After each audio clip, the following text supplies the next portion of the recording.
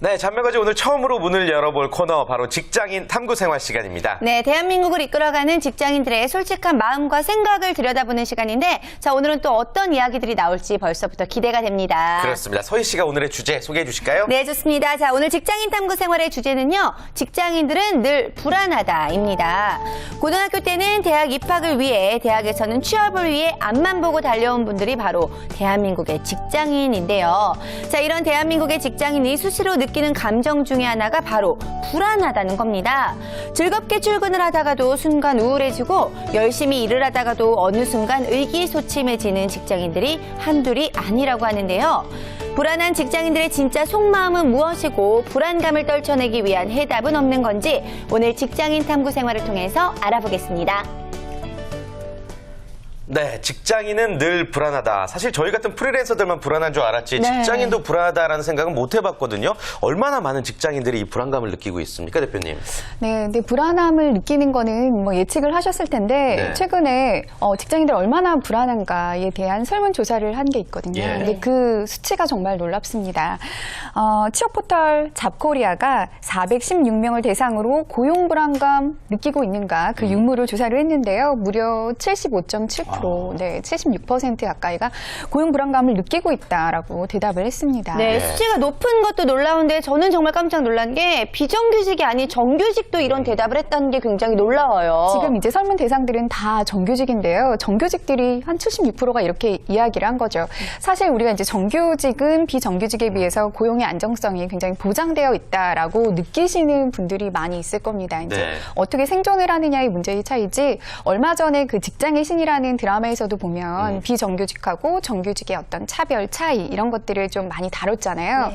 그런데 실제 이런 설문들을 보면 뭐 비정규직이든 정규직이든 상관없이 굉장한 이제 고용 불안감을 느낀다고 볼 수가 있습니다. 네. 특히 이 성별 같은 걸 좀 비교해 보면 또 재밌는데요. 이런 불안감은 남성보다 또 여성이 조금 더 높은 것으로 조사가 됐습니다. 조금요, 조금. 예. 남성은 75.3%가 그렇게 불안하다고 느꼈고요. 여성은 76.1%라고 대답을 했고 연령대로 한번 보자면 20대에서 30대는 74%가 불안감을 느낀다라고 대답을 했고요. 40대 이상은 무려 81.8%가 네, 불안감을 느낀다라고 이야기를 했습니다. 네. 이런 현상이 나타나는 건 아마 예측을 하셨을 텐데 이제는 뭐 구조조정이라든가 조기퇴직 이런 문화가 아예 너무 자리를 잡고 있어가지고요. 정규직이라 하더라도 나의 아니가 조직 내에서 아니가 어떻게 될지 모른다라고 하는 인식이 이제 퍼지고 있는 것 같습니다. 네. 예, 얘기를 들을수록 참 웃지 못할 현실이고 씁쓸한 현실이라는 생각이 드는데 예전 같은 경우는 어땠습니까? 몇 년 전에도 같은 조사 결과가 있었을 텐데 차이가 좀 있나요? 그래서 좀 찾아봤는데요. 예. 2007년에 같은 조사를 한 게 있습니다. 그러니까 한 5년, 6년 전이라고 이제 볼 수가 있겠죠. 네네. 그때는 고용 불안감 어떻게 느끼는가에 대한 답변에 51.3%, 한 반 정도가 고용 불안감을 느낀다라고 대답을 한 반면에 2013년 지금은 75.7%, 무려 24.4%나 상승한 결과가 나타났습니다. 예. 그러니까 아마도 참 슬픈 현실이긴 한데요. 계속 조사를 하면 할수록 이 고용 불안감에 대한 건 계속 증가를 할 것 같습니다. 네, 시간이 지날수록 줄어들어도 모자랄 판에 이렇게 네. 늘어난다고 하니까 직장인들이 얼마나 많은 스트레스를 느끼고 있는지 알 수가 있을 것 같은데 자, 그런데 이것은 역시 기업의 형태별로도 조금은 차이가 있을 것 같습니다. 우리가 흔히 말하는 뭐 좋은 기업이라던가 큰 회사 아니면은 뭐 공공기업들이 좀 다른 결과가 좀 나타나지 않았을까 싶은데요. 네, 맞아요. 조금씩 차이가 나타나는데요. 제가 잠깐 여쭤볼게요. 여러 기업들 형태 중에서 어디가 제일 고용 불안감이 높게 나타나셨을 것 같아요? 나타났을 것 높게요? 같아요? 네. 중소기업 아닐까요? 네, 저도 그렇게 많이 좀 작은 기업일 것 같은데요. 그렇게 네. 생각이 드시죠? 저도 예. 좀 그렇게 예측을 했었는데 예. 실제 결과는 우리가 좀 좋다고 많이 인식을 하고 있는 외국계 기업에서 제일 높게 나타났습니다. 네. 외국계 기업에 근무하는 정규직 85.2%가 불안감을 느낀다라고 대답을 했고요. 그 뒤가 바로 중소기업 75.9%가 답변을 했고 별 차이 나지 않게 대기업이 75% 대답을 했고요. 우리가 직장의 신이라고 불리는 안정성이 완전히 답보됐다라고 생각을 하는 공기업도 예. 거의 70%가 불안감을 느낀다고 이야기를 했습니다. 네. 그러니까 아마도 이런 것은 어떤 실제적인 고용의 보장성과 상관없이 없이 내가 이 조직에서 얼마나 성과를 내야 하는가, 정해진 시기 내에 승진을 해야 하는가, 이것이 실제적인 어떤 고용의 네. 어떤 질과 연결이 된다라고 볼 수 있을 것 같습니다. 네. 누구나 갖고 있는 이 기본적인 불안 심리가 또 설문조사 결과에 많이 반영이 된 것 같고요. 그나저나 우리 패널 분들도 다들 정규직 경력이 있으시잖아요. 원장님도 이제 회사를 다니셨던 이야기 종종 해주시는데 그럴 때 언제 어떻게 불안함을 느끼셨는지 한번 얘기 좀 들어볼게요. 기억나시죠? 이제 우리가 막연히 보면 이렇게 명예퇴직하고 조기에 퇴직하는 사람들이 문제가 있어서 그럴 거라고 생각하는데요. 결코 그렇지 않아요. 전혀 문제 있는 사람들은 채용조차 안 됐겠죠. 나와 똑같은 비슷한 사람이 계속 이렇게 해고되기 때문에 나도 예외가 될 수 없다는 그런 것이 이제 불안 요소로 작용하지 않나 이렇게 생각됩니다. 네, 충분히 이해가 되는데요. 백영찬 팀장님은 어떤 경우에 좀 불안하셨었어요? 뭐 비슷한 얘기지만 뭐 재테크 관점에서 보면 결국은 롱런을 하는 것이 가장 좋은 재테크 수단이거든요. 근데 정규직 직장에 있다 보면 미래에 대한 불안감들은 곧 내가 오랫동안 일하지 못할 것 같다라는 그런 불안감들이 이제 현실화될 때 바로 위에 선배 3, 4년 차 정도 되는 선배가 어떤 이유가 됐든 간에 이제 직장을 그만두게 될 때 근데 그것이 타에 의해서 조직에 의해서 이렇게 아웃되게 될 때는 이제 내 차례구나 뭐 이런 게 오게 되죠. 네, 저 이야기 듣다 보니까 마음에 와닿는 것 같은데 이재현 대표님은 어떤 경우에 좀 불안감을 느껴보신 적이 있으세요? 네, 저는 이제 여성지에서 취재 기자로 일을 예. 할 때 그 불안감이 있었는데 사실 20대인데도 고용 불안감이 있었어요. 정규직임에도 불구하고 왜 그런 기분을 느껴야 했냐면 세상이 정말 예측할 수 없는 어떤 방향으로 흘러간다라는 느낌이 있는 거죠. 그러다 보니까 과거에는 종이시장이라는 게 굉장히 사람들이 선호하고 일하고 싶어하는 어떤 일터였는데 지금은 어떤 전자 이런 제품적으로 다 어떤 시장을 뺏겨버리니까 내가 열심히 일한다 하더라도 이 시장 자체가 이제 침몰을 하게 되면 우리 조직원들의 안위가 어떻게 보장될 수 없다라는 그런 또 불안감이 있었던 것 같아요. 네, 아무래도 자신의 능력이나 외부적인 요건들 또 환경에 의해서 이렇게 많은 불안감들을 느끼고 계시는 것 같은데 사실 이렇게 불안감을 느끼게 되면은 악순환이 될 것 같아요. 회사 자체에 좀 믿음도 없으면 그만큼 일을 하는 데 있어서도 능률이 좀 떨어질 것 같고 이런 악순환은 고스란히 회사 피해로 돌아가지 않을까 싶은데요. 네, 맞습니다. 이제 고용 불안감이 느끼면 대부분의 사람들이 내가 여기서 어차피 얼마 일하지 못할 테니까 열심히 일해도 잘릴 수 있으니까 라는 인식을 하게 되면 소위 딴짓거리를 하기가 쉽습니다. 맞아요. 그리고 네, 애사심도 떨어지게 되고 그것은 이제 어떤 직무에 대한 효율감이나 기업 경쟁력을 떨어뜨리는 주요한 어떤 원인이 될 수 있기 때문에 네. 기업 차원에서도 이 조직원들의 고용 안정성을 보장해주기 위한 어떤 제도라든가 문화라든가 이런 것들을 참 많이 만들어 놓는 것들이 중요해요. 그러나 이제 경영자의 입장에서 본다면 또 인재를 채용하고 하는 것들이 되게 유연한 것들이 또 필요하니까 이게 이렇게 말처럼 쉽지만은 않습니다. 그렇군요. 네. 아무튼 이렇게 기업에서 제도적으로 뒷받침되는 부분도 있겠지만 그와는 별개로 개개인이 신경 써야 될 부분이라 생각이 들거든요. 그래서 요즘 많이들 하시는 말씀이 평생 직장이 아니라 평생 직업을 찾아라 이런 얘기 많이 나오죠. 네, 맞아요. 이제 벌써 20대, 30대들도 이런 이슈에 되게 민감하게 반응을 하고 있습니다. 그러니까 우선 첫 번째 이유는 100세 시대가 되다 보니까 기업에서 일할 수 있는 나이가 뭐 40대, 50대라고 이제 예측을 하는 거죠. 예. 그 나머지 인생은 내가 개척을 해야 한다라고 이제 많은 분들이 느끼고 있고 또 지금 우리가 얘기를 한 것처럼 네, 고용의 안정성을 기업이 담보를 해줄 수 없다 보니까 나 스스로 평생 직장이 아니라 직업을 만들어서 은퇴 후에도 혹은 뭐 고용의 유무와 상관없이 평생 즐겁게 또 성과를 내면서 일할 수 있는 직업 자체를 발굴하는 게 되게 중요하다라고 하는 인식들이 많이 확산이 되고 있습니다. 네. 네, 이 평생 직업이라는 거는 내가 잘할 수 있고 하고 싶은 어떤 분야를 개척해서 또 그 분야의 나름대로 전문성을 인정받아서 할 수 있는 일을 이야기합니다. 네. 여기는 저희는 모두 다 이 평생 직업을 가지고 있는 사람들이 아닐까 싶은데 저와 태진 씨는 이제 아무래도 조금 특수한 형태이고 그리고 또 나머지 세 분 같은 경우에는 다니던 회사를 박차고 이렇게 나온 경우라고 할 수가 있겠는데요. 이런 밑바탕은 어디서 보면은 왠지 이 다니던 회사에서 이런 용기들을 얻지 않았을까 싶은데 어떨까요? 네, 팀장님? 참 어려운데요. 이게 여기에 있는 것보다 내가 더 잘할 수 있겠다. 네, 나가면 내가 더 잘할 수 있고 더 많은 돈을 벌 수 있겠다. 이런 충동이 있었던 거죠. 네, 전혀 계획되지 않는 충동이 있었을 때. 그래서 아예 차려버리신 거군요. 그렇죠. 좀 우발적인 예. 요인들이 좀 있었죠. 후회하십니까? 아니요. 후회하지 않는 게 아주 빠른 시간 안에 정상화되고 있기 때문에 더 잘한 것 같습니다. 결과적으로 보면 그렇군요. 더 잘 된 케이스고 네. 원장님 같은 경우에도 다니던 직장에서 오히려 지금의 직업을 찾게 된 원동력이 있었나요? 지금 오늘 다루고 있는 주제 이 불안감도 그 일조를 했죠. 제가 여러 번 말씀드렸지만 IMF 때는 이 시대적 변화를 누구도 피할 수가 없었어요. 아무리 잘난 사람도 그 어려움을 같이 겪어야 하는 시기였기 때문에 그렇다면 내가 자의에 의해서 다른 일을 해보자고 했고요. 가장 필요했던 거는 주변의 격려죠. 관두고 나오려고 그러는데 야 네가 되겠어? 잘도 되겠다. 이러면 못하겠죠. 내 주변에서 이제 격려해주고 북돋아 주니까 또 좋은 결과가 있었던 것 그렇군요. 같아요. 어떻게 보면 불안감이 평생 직업을 만들었다고 해도 과언이 아니네요. 대표님도 이제 회사에서 을 시절에 내가 지금 회사를 차려야 되겠다는 그런 생각을 하게 된 계기가 있으세요? 저는 근데 항상 20대 때 언젠가는 나의 이름을 딴 일을 해보고 싶다라는 생각을 늘 가지고 있었어요. 그렇기 때문에 아까 말씀드린 것처럼 일을 하면서도 종이시장이 또 위태롭기도 하고 내가 이때의 경력을 살려서 30대의 중반쯤에는 나의 비즈니스를 해야지라는 의식을 갖고 있었거든요.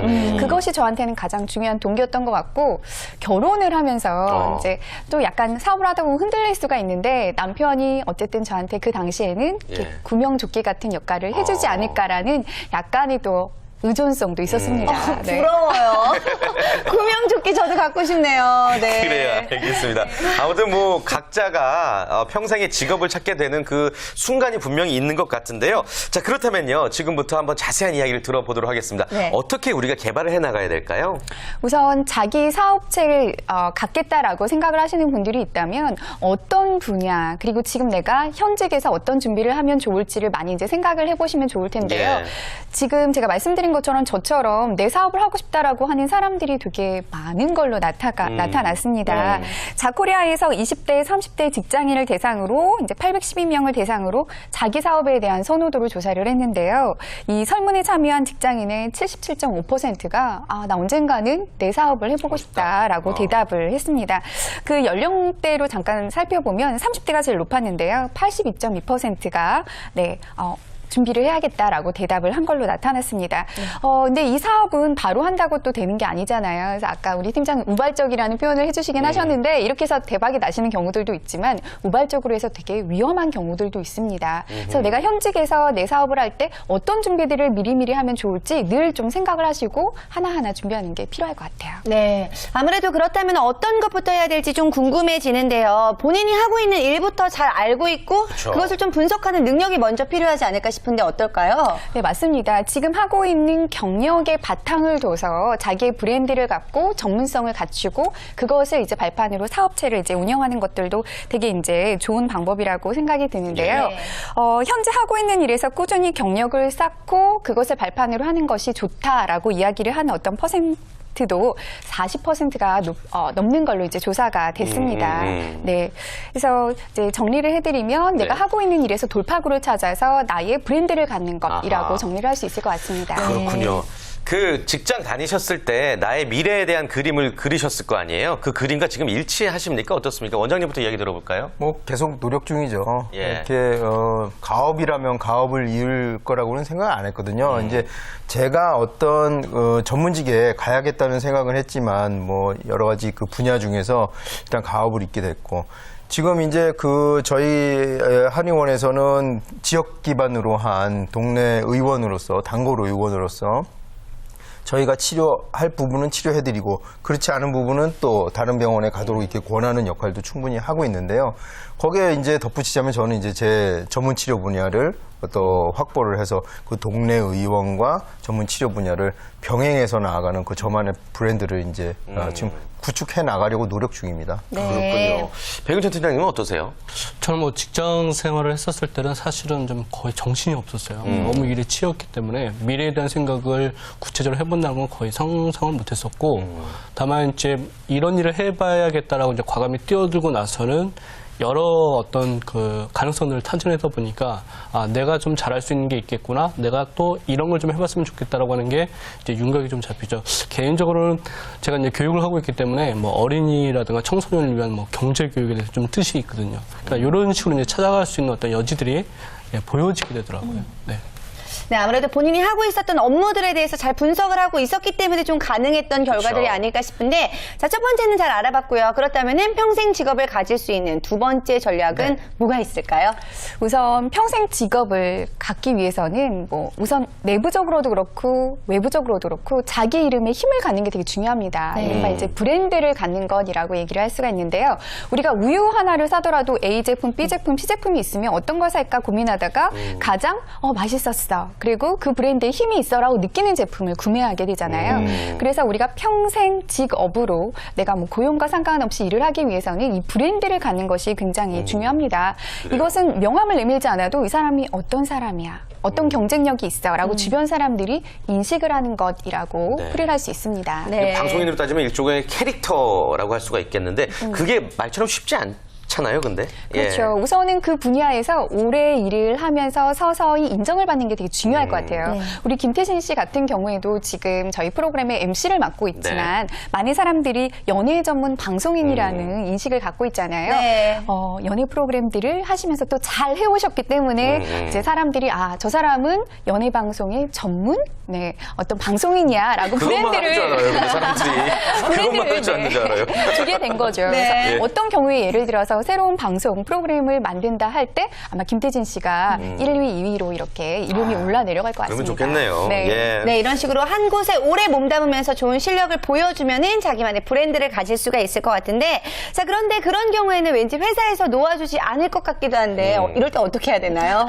우선 이 브랜드를 갖는 게 꼭 외부적으로 브랜드를 갖는다라고 인식하시는 분들이 많아요. 그래서 튀면 안 되고 너무 이름을 어떤 명성을 쌓아도 안 되고 이렇게 인식하는 부분들이 있는데 회사 내에서도 브랜드를 얼마든지 가질 수가 있습니다. 그러니까 자기가 담당하는 어떤 영역에서 굉장히 성과를 잘 내고 있고 뛰어난 역량이 있어라고 조직원들에게 인정을 받고 그것을 바탕으로 이제 그 관련된 외부인들한테 서서히 이제 좋은 평가들을 받게 되는 거죠. 그 브랜드를 만들고 나서 나중에 자기의 일을 찾아서 떠나게 되더라도 그게 계속 유지가 되고 확장이 되기 때문에 우선 내부적으로 조직원들에게 인정을 받는 것, 그것도 이제 브랜드라고 이야기를 할 수 있을 것 같습니다. 네. 그렇군요. 자기 브랜드를 가져라. 굉장히 아주 멋진 말인 것 같고 반드시 여러분들이 또 지켜내야 되는 목표를 이뤄야 되는 말인 것 같습니다.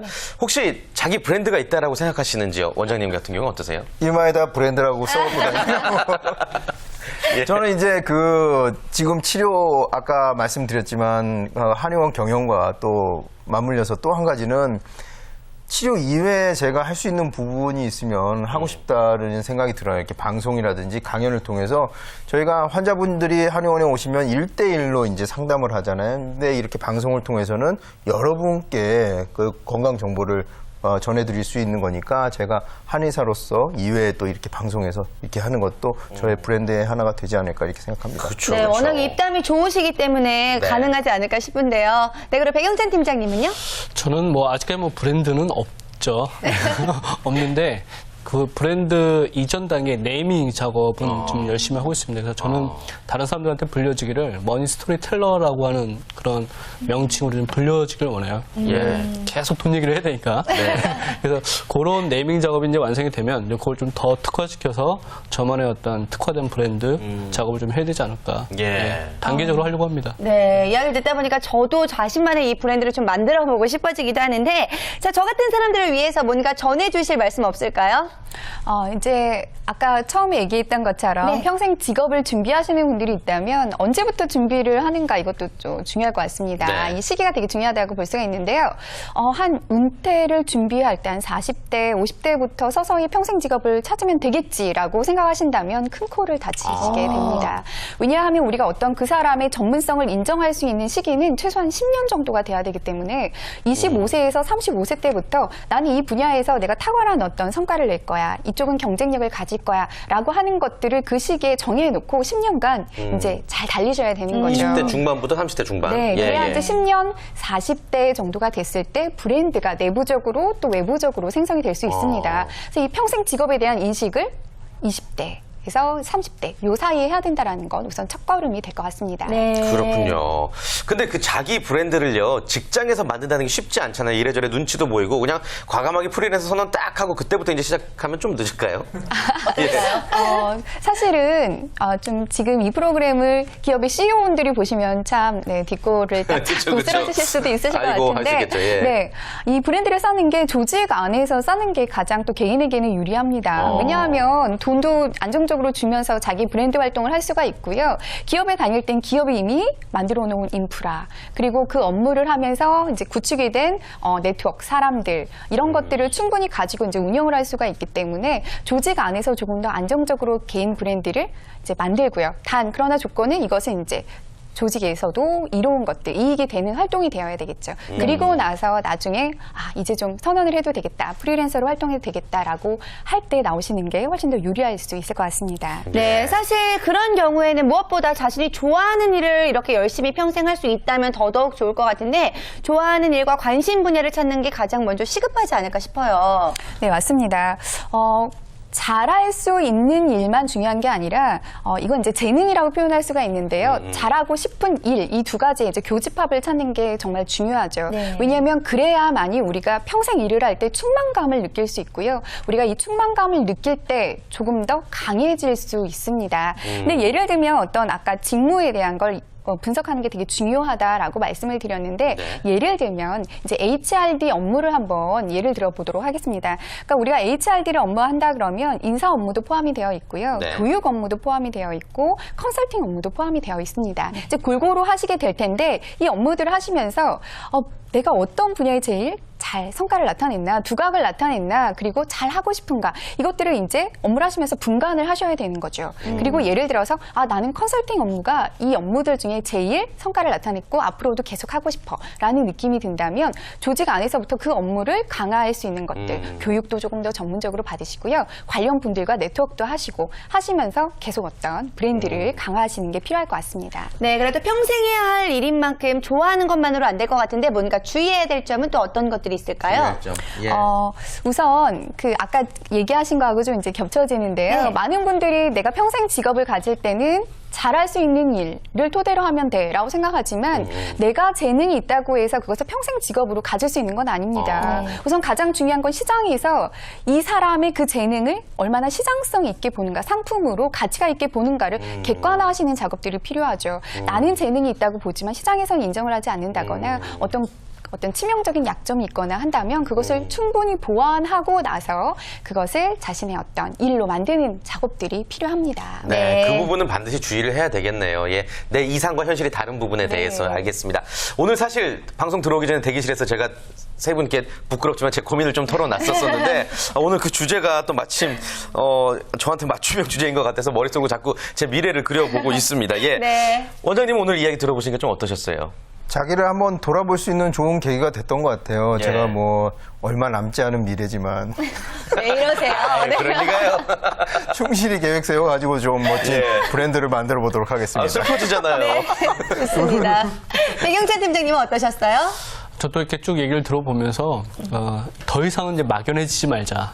이제 40이 됐습니다. 40이. 더 이상 뒤돌아보지 말고 지금 하던 거 더 잘해서 좀 나만의 브랜드, 나만의 어떤 특화된 역량들을 시장에 내놓자. 이런 생각을 좀 갖고 있습니다. 네, 좋습니다. 자, 오늘 직장인 탐구 생활, 직장인들의 고용 불안감에 대한 이야기 한번 해봤는데요. 자, 마지막으로 직장인들을 위해서 조언의 메시지 전해주실까요? 파이팅 해주세요, 파이팅. 네. 파이팅이시고요. 네. 이 고용 불안감을 좀 저희가 이제 초반에 이제 부정적으로 얘기한 것들이 있었는데 사실 이게 조금 더 도전적이고 열정적이고 열심히 살아갈 수 있는 힘으로도 작용을 할 수가 있습니다. 왜냐하면 너무 안정적으로 살아가면 나태해지고 싶고 발전이 없기 때문에 이 불안감 자체를 여러분이 더 배럼이할 수 있는 힘으로 활용하면 어떨까라는 생각을 해보게 되었습니다. 네, 직장인 모든 분들 화이팅이시고요. 늘 자기 개발을 게을리하지 않으셨으면 좋겠습니다. 자, 다음 주에도 직장인 탐구 생활 계속되니까요. 많은 기대 부탁드리겠고요. 잔매거진 벌써 1부 마칠 시간이죠? 네, 그렇습니다. 2부에서 더욱더 알찬 소식들 준비하도록 할 텐데요. 자, 먼저 돈 되는 정보 전해드리는 하우머니가 준비되어 있고요. 네, 그리고 또 건강 플러스에서는요. 각종 질병의 원인이 되는 부종에 대해서 알아보도록 하겠습니다. 네, 여러분 저희는 곧 돌아옵니다. 멀리 가지 마시고요. 채널 고정. 고정.